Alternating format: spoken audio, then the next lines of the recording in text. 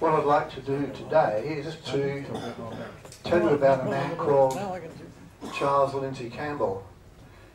With the exception of a group here, how many have heard of Charles Lindsay Campbell? One. You heard it from me. You cheated.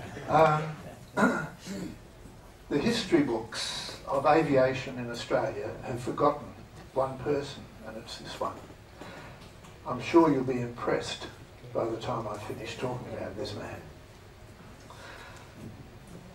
When I said, with the exception of that table there, I meant that because they are relatives of Charles Lindsay Campbell. Would you all stand up, please? Welcome to our meeting. Thank you very much. To get this going, I'll have to tell you 3 stories, and then we'll get underway. Once upon a time. Yeah, once upon a time, around about 37 years ago, if my memory is correct, a bloke called Bob Giles and I were getting on very well, and he was a historian of note, and I went to his house one day and we got talking about history, and he pulled out 3 volumes of Flight magazine, bound volumes of 1910, 11 and 12. And these volumes had slips of paper in them at marked positions for things to take note of. And after talking about 1 or 2 of these marked positions, he came to one on Charles Lindsay Campbell. He said, now we should talk about this man, and he said, I've got an idea. He said, you can have these bound volumes of Flight magazine. He said, all I ask is that you look after them, and when you finish with them, would you give them to someone else who you know will look after them? I've still got them. But the pages on Charles Lindsay Campbell still have a marker in there as to what happened to him. Well, why did Bob Giles say to me, you should read up on this gentleman? Well, history tells us that he was the first Australian to be killed in an aircraft accident.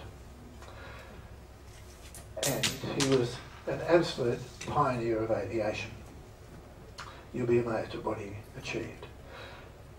Second, Murray Fletcher called me about 6 months ago and said, Brian, have you heard of a bloke called Charles Lindsay Campbell? And I said, yeah, I have. And he said, well, I've come across some of his relations. And he said, we should get our heads together. So we did.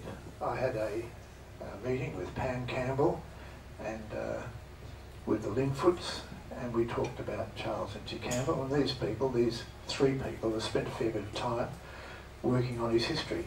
I've spent an enormous amount of time, probably in the last 6 months, a quarter of my spare time has been searching for information on this man. When I went round to Reg Atkins' place 6 or so months ago to pick up the propeller for the Kalgoorlie biplane, Reg casually said to me, I've got another propeller here. And I said, oh yeah, what's that? He said, oh, it's this one here. And he pulled it out, and it had C.L. Campbell on it. C.L. Campbell. RAC, Royal Aero Club, 220. That was his licence number that he got when he got his pilot's licence in England in 1912.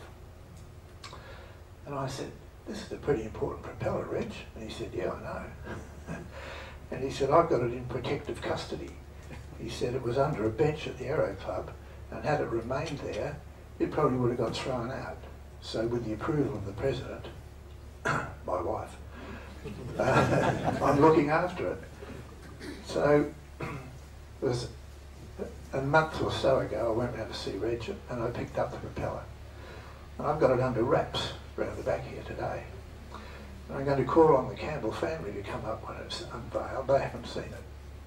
And I'm going to get the 2 grandsons of Charles Lindsay Campbell to lift the drape. So that's what's in store.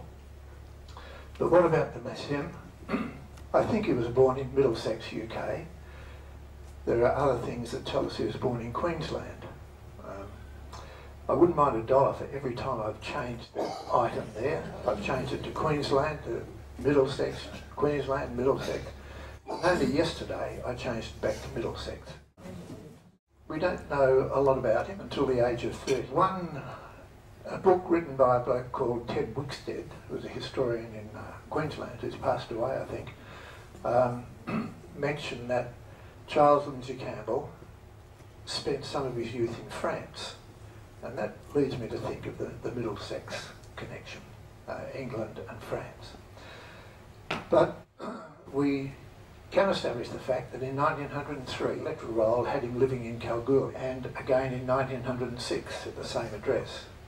In 1905, he must have left Kalgoorlie and gone over to Melbourne because that's where he got married, and he brought his wife back to Western Australia in 1905. So she must have lived in Perth while he was in Kalgoorlie. He worked for the railways as an inquiry officer, and there are records of him in Perth, Kalgoorlie and Leonora. And so I think he rode the trains as an investigating officer. He would have been on the trains checking people. There was a few cases in the newspaper where he'd discovered people travelling without paying fares. So he was a bit of an inquiry man in that department. Just a quick look at what Kalgoorlie was like in those days. That's the railway station.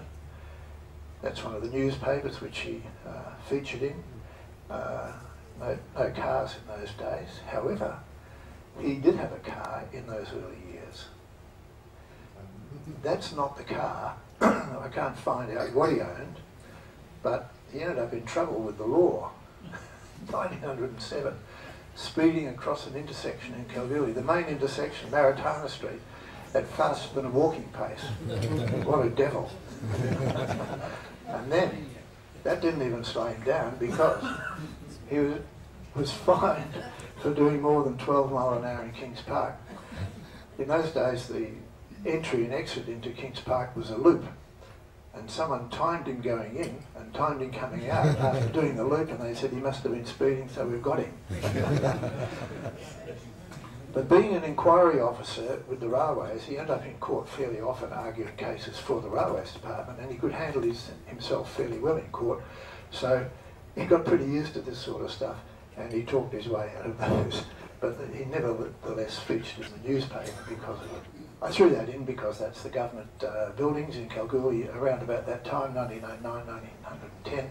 He would have been in and out of that building, I'm sure. He wrote to newspapers in the years following 1909, and he claimed that he was experimenting in 1893 with kites and flying devices. It was very primitive in those days.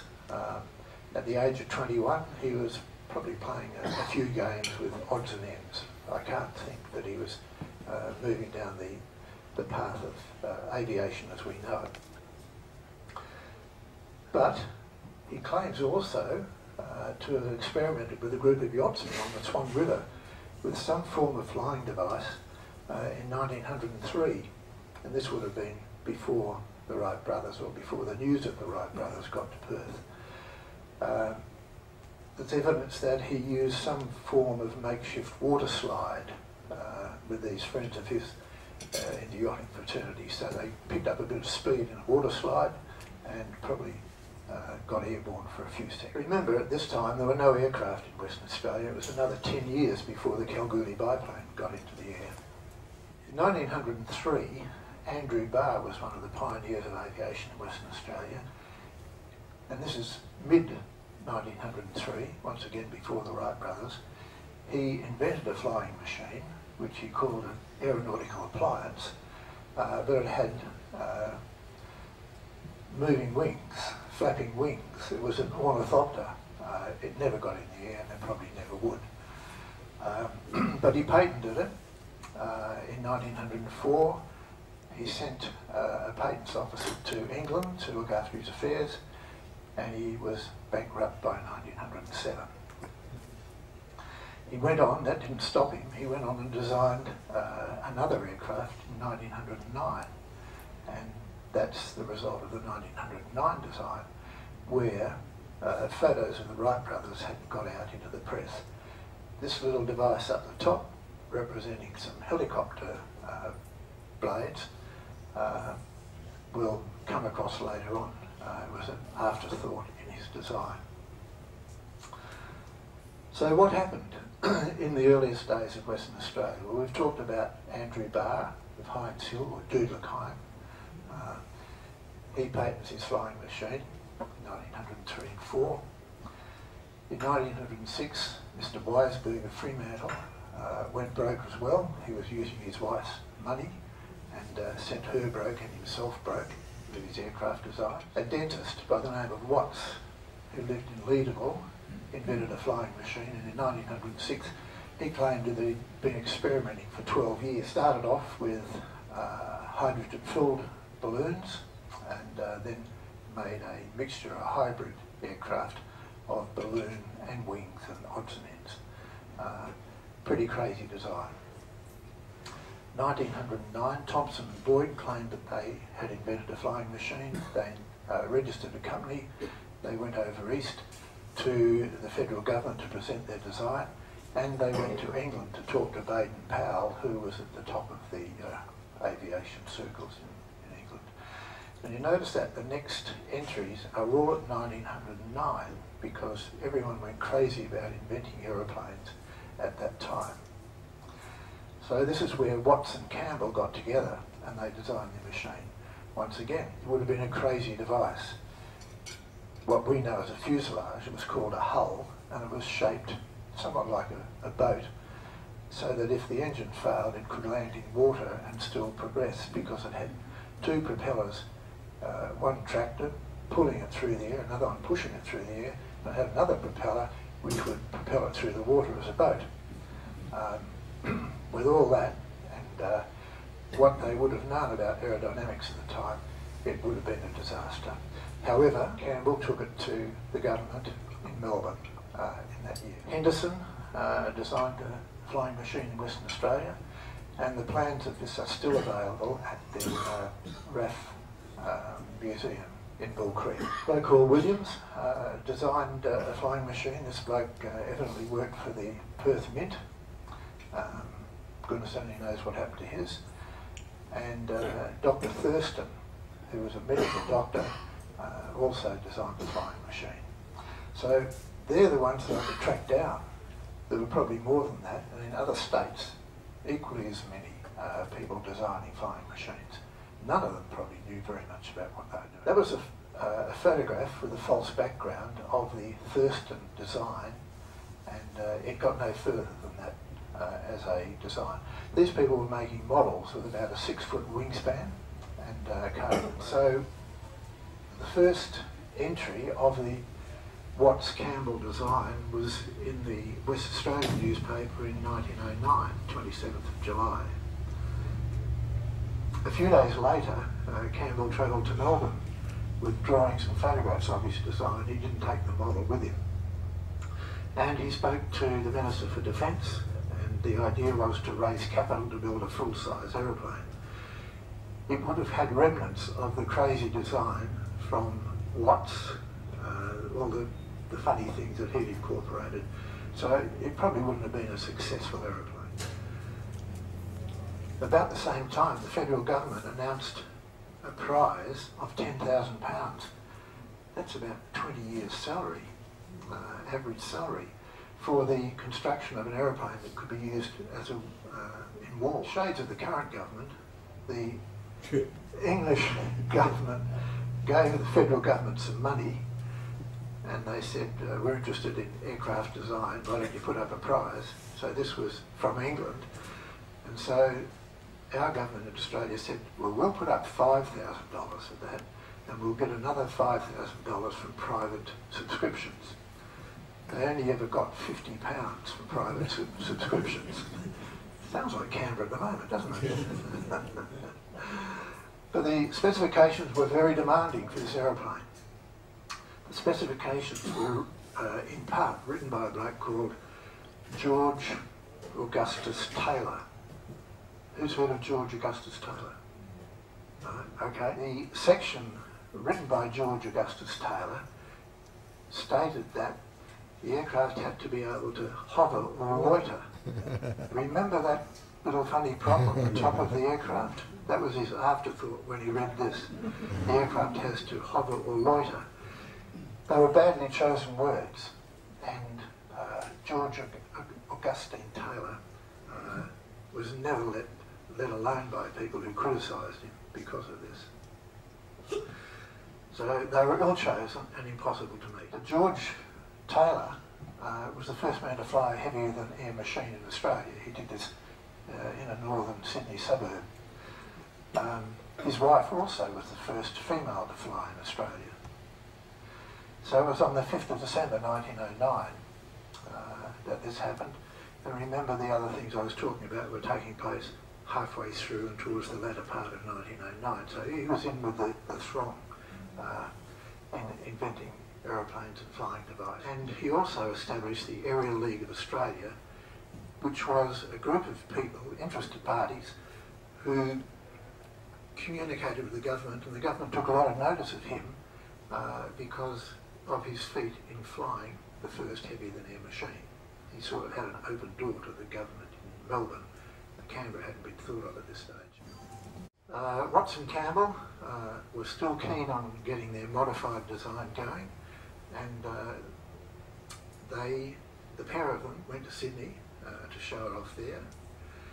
They then went and showed a quarter-size model, the same one, in Melbourne to interested parties, and then they showed it to the members of Parliament.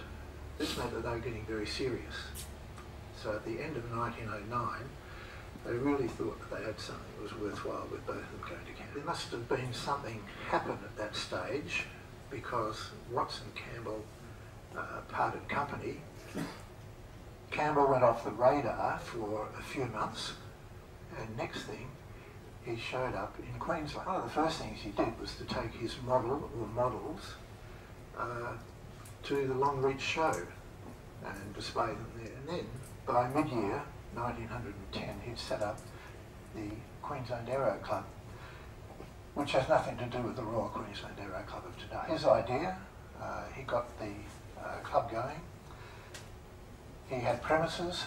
They were open from 10 AM till 10 in the evening, consisted of a workshop, and the furniture and equipment was largely donated by him. He was putting his money and his mind into aviation, probably more so than anyone in Australia at that time. He was listed as being the secretary and the instructor. As an instructor, he was probably advising people on how to make devices, pieces of wood, shape this wood this way, make a wing this way, etc. Not a flying instructor as we know them today. But it was at that club in Queensland that they built the first full-size glider in Queensland, and he attracted membership from some of the better people in Brisbane, and the governor took on the position of patron, which was no mean feat. So that's one of his models. It may be the model that he and Watts produced. I've got the impression that it's a Campbell design.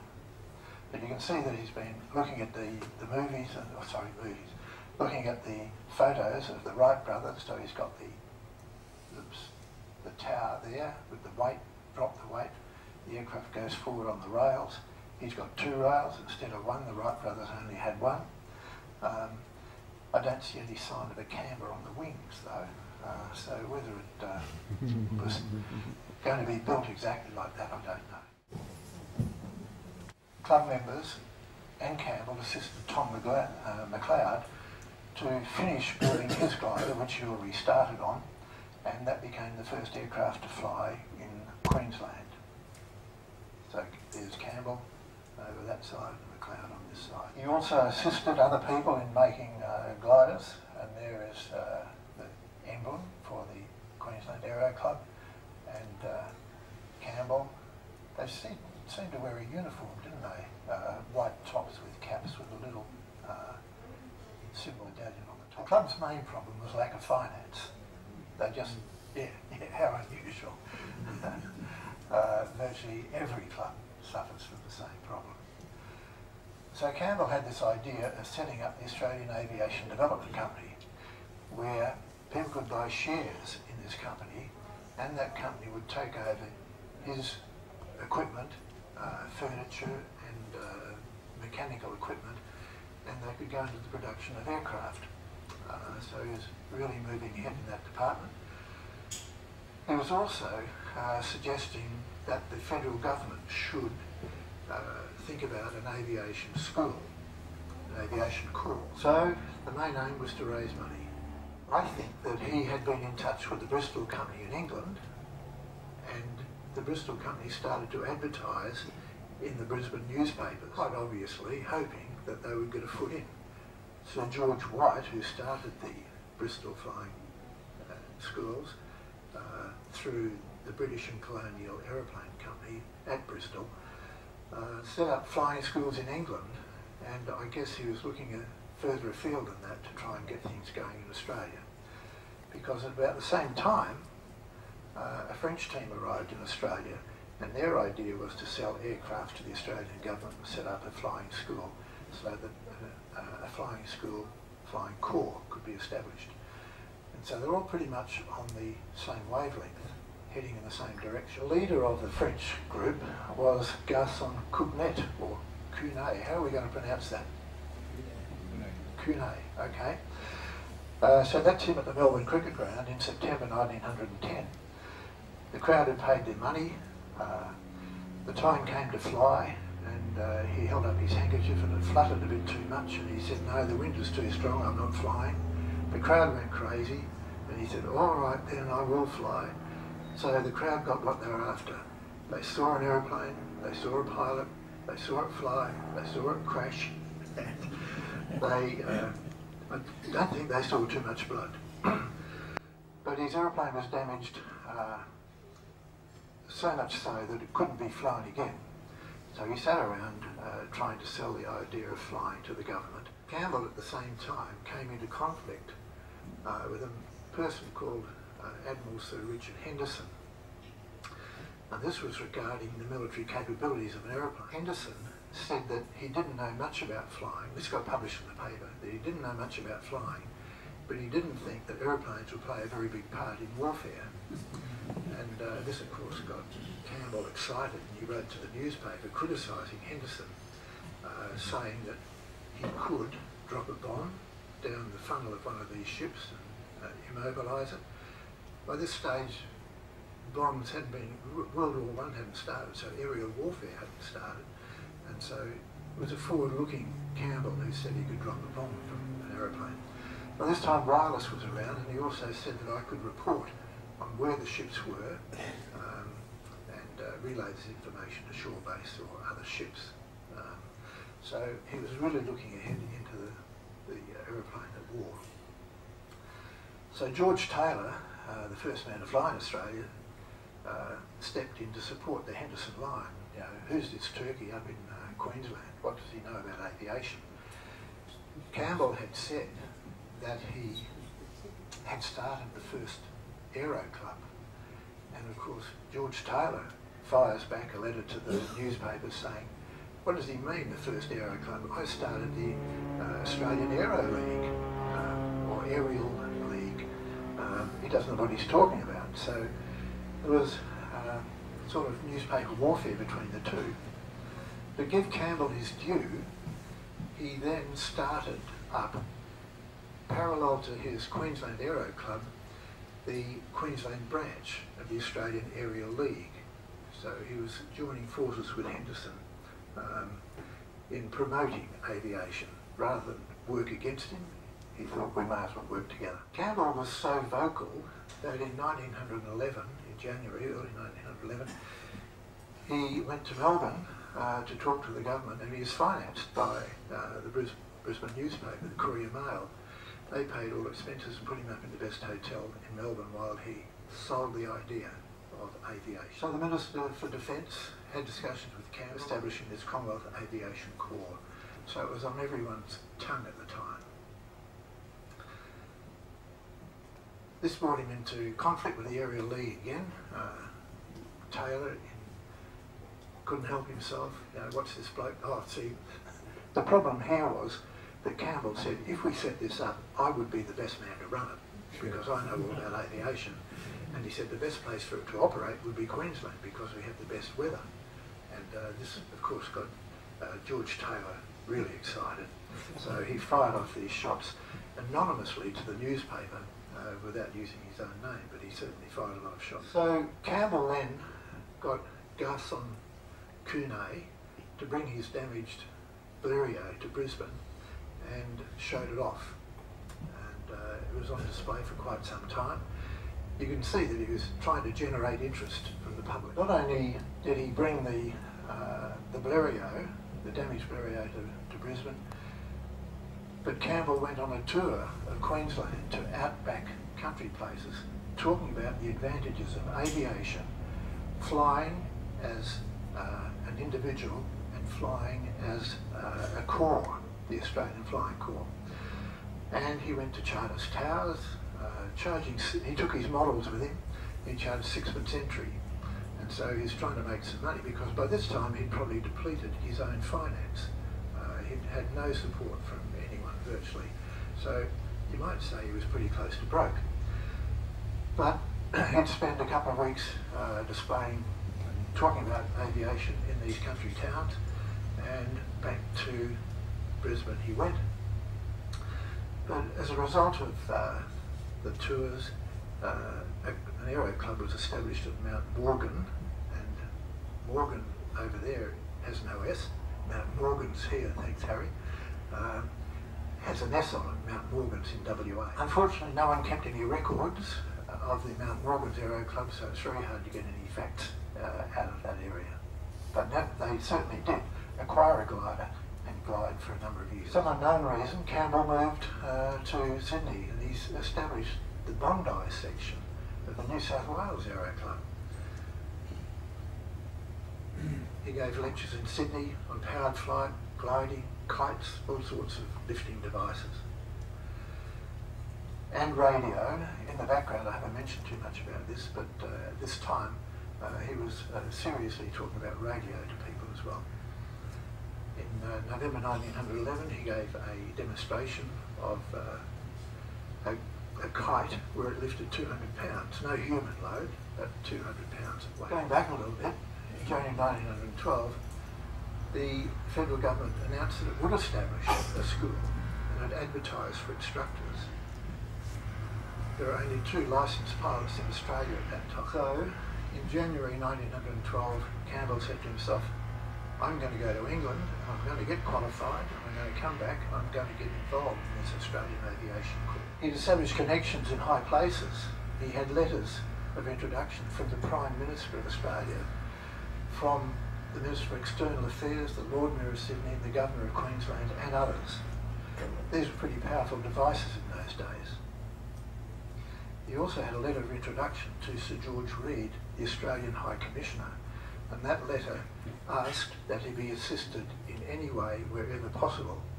So it was, people got the impression in England that he was the government representative sent there to learn how to fly, when it wasn't really the case.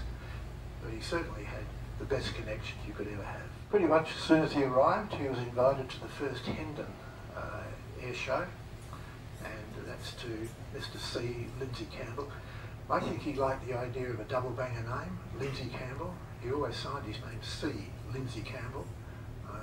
I think it was like a lot of well-to-do Englishmen, they had double banger names, and he reckoned that would have been a good idea. So there are a couple of flyers for the early, and he was a guest of Claude Graham White. He was given a gold armband and a pass to any part of the display he wanted to go to for him and his party. So he was at the top of the heap there. This was a postcard from him to his wife to say over here that he got in 3 flights last night and 3 early this morning, and was going to write a letter. So that was the day after he did his first flight. And this was at Salisbury Plain, so he was separated from his wife, who lived at Maida Vale, just out of London. So that was the aircraft, or sorry, that was the type of aircraft he did his first flight in. A couple of people up there in it. April 1912. That's him preparing for his first solo on the 5th of May 1912. He moved on to the Bristol Monoplane, which was a bit of a new invention in those days, and there are reports of him doing high-speed taxiing and manipulating the controls without actually becoming airborne. So to pass his test and get his licence, he had to do 2 tests looked at and observed by 2 military officers, and one was a distance test where you had to fly a number of kilometres or miles, maybe 10 miles or something like that, and another one where you had to do an altitude test, climb to altitude and do, I think, 4 figures of 8. So like a figure of 8 going around back and forth. He completed his test with good marks, and he finished also by landing on the spot. They had to land on a spot at the end of these tests, and he achieved that.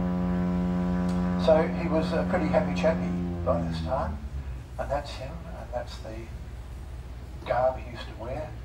He got licence number 220, issued on the 4th of June 1912, and that's his licence. Notice up here, he says Queensland. Now, say he's from Queensland or born in Queensland. Anyway, that's one of the reasons why I kept on changing that to Queensland and back to Middlesex, Queensland.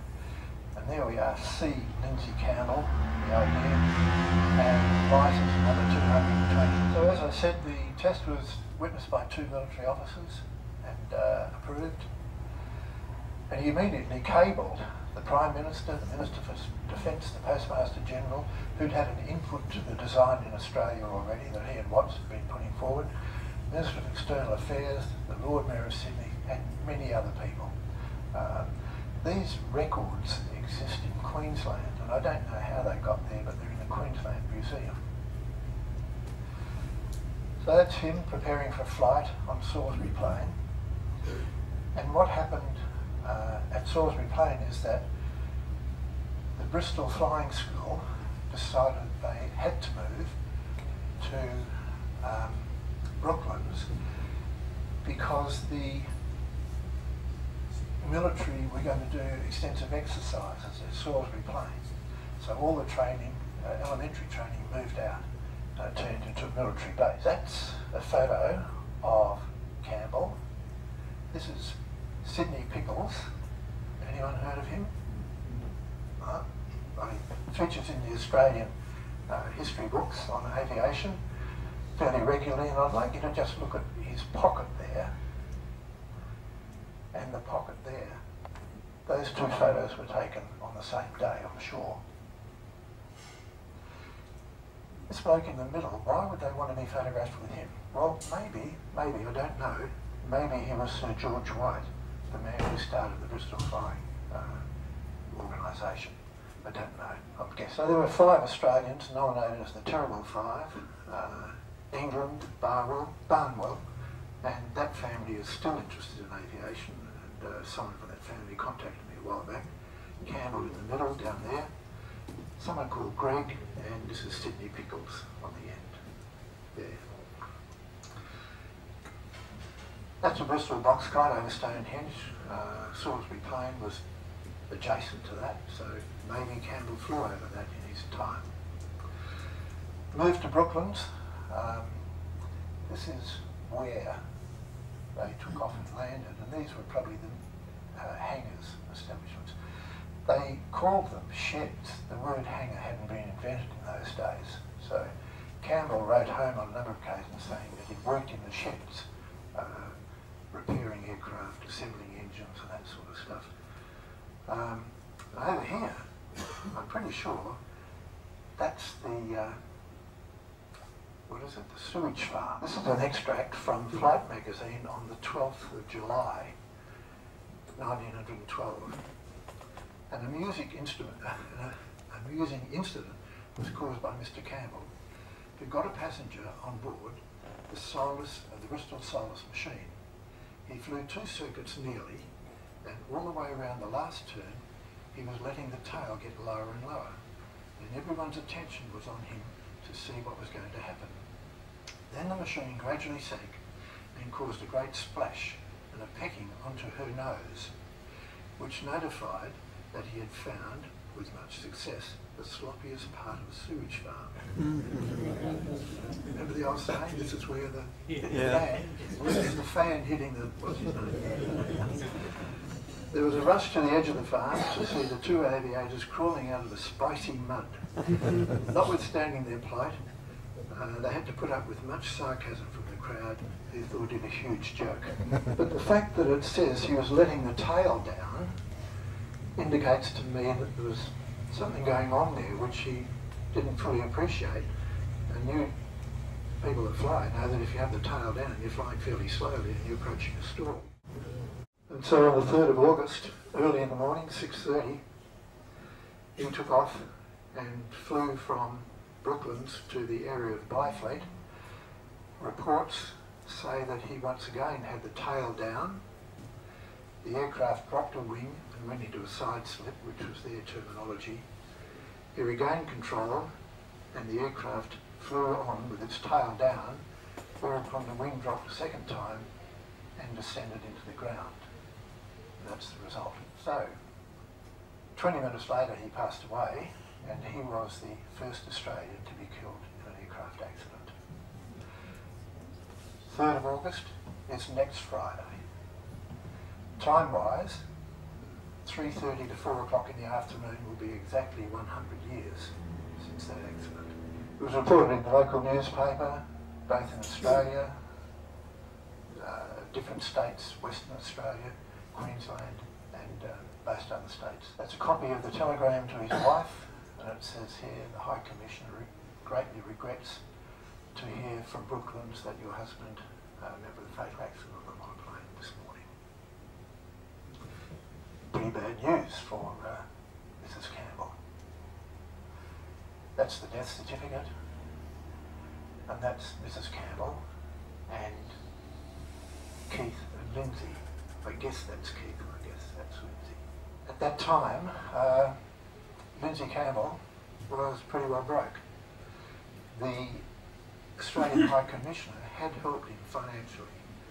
There's a dispute as to whether it was to the tune of £100 or £300. I'm going to say dispute. Two reports, and I'm not quite sure which one was correct. They say in his estate he had £29. A collection took place in England and it amounted to over £295. She was Mrs. Campbell, Lillian Campbell, and her two sons were given a free passage on the Australia back to Fremantle, and I understand, I had a newspaper cutting somewhere, I can't find it, where she stayed initially with friends in Claremont.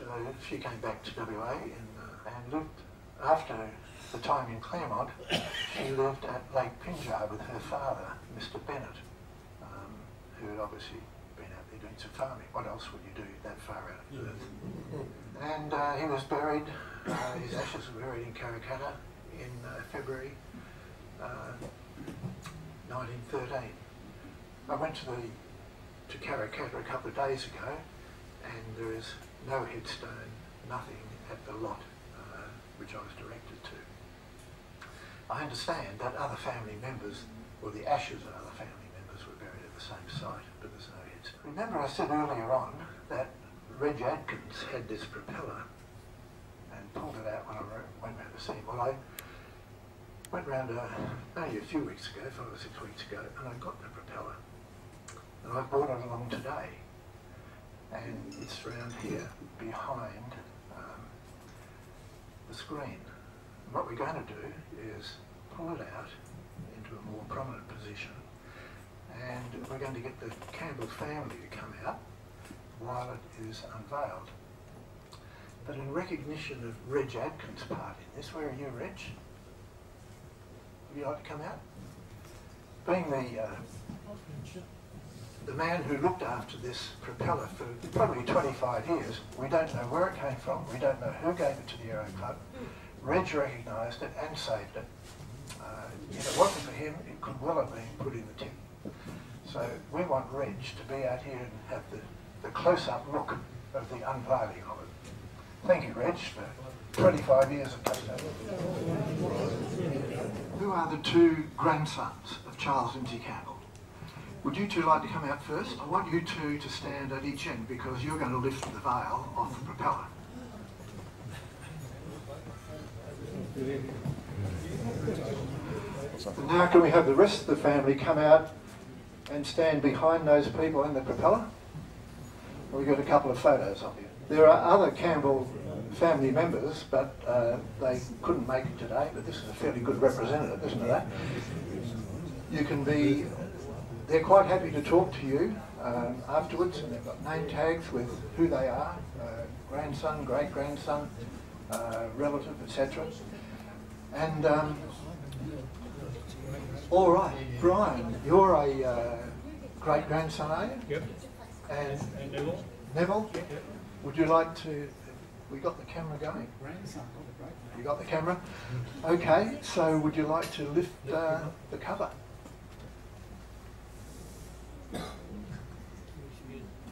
So have a good look at it, ladies and gentlemen.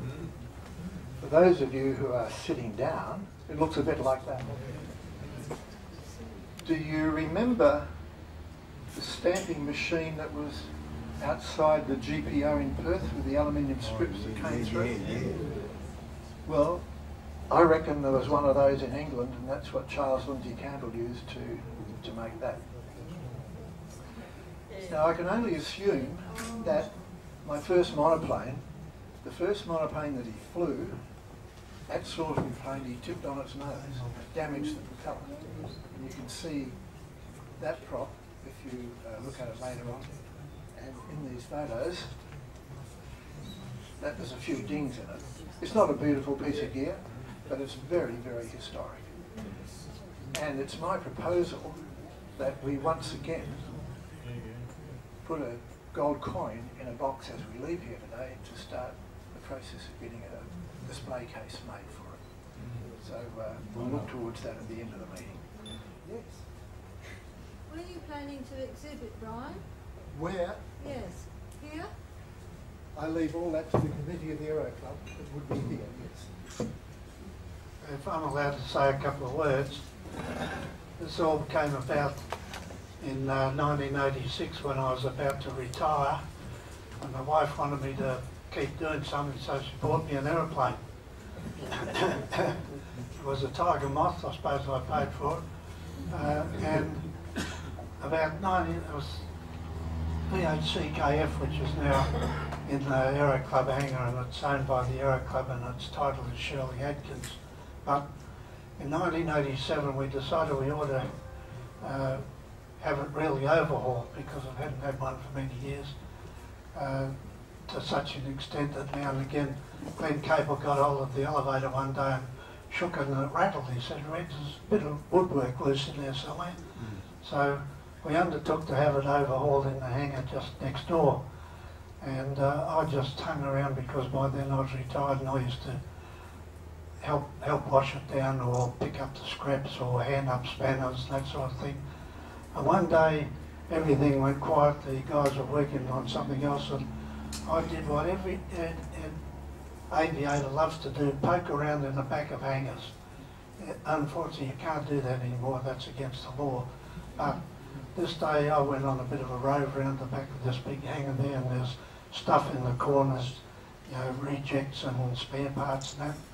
And I pulled a bit of stuff apart and I saw this propeller lying there. I thought, now, what's this doing here? So I poked around and I found that bigger one, which is now displayed just by the lift downstairs, and this one. And I thought, now I know what happens in these.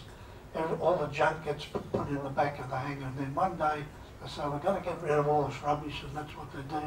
Put it in a skipping dog on the tip, and by this time I had my own hangar, or Shirley and I had a hangar over the road with the aeroplane. And so nobody was looking, so I just picked them up and carried them away. And I put them in my hangar, and I laid them down carefully on rests, and I got a big piece of cloth and plastic and covered over, and that was back in 1987, which is 25 years ago. And they were there when we sold our hangar in 2003.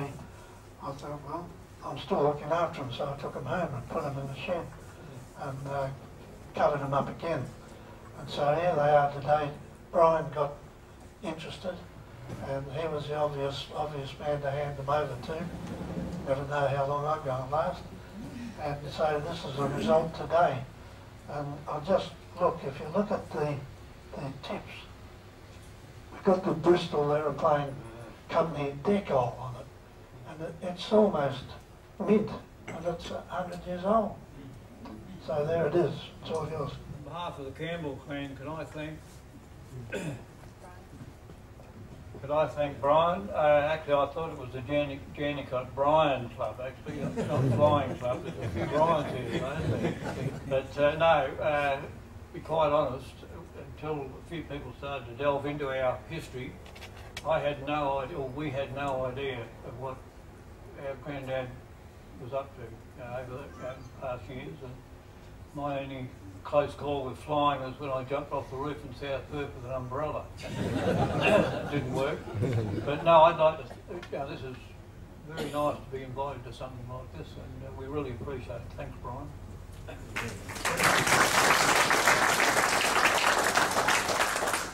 Thank you, Brian.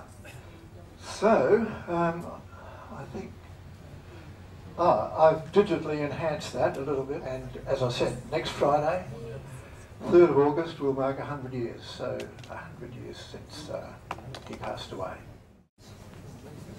Thank you, and really, up the top there, you can only guess the direction that aviation in Australia would have taken had he survived. He was a very powerful and influential man, and I'm sure that the system would be a little bit different to what it is today.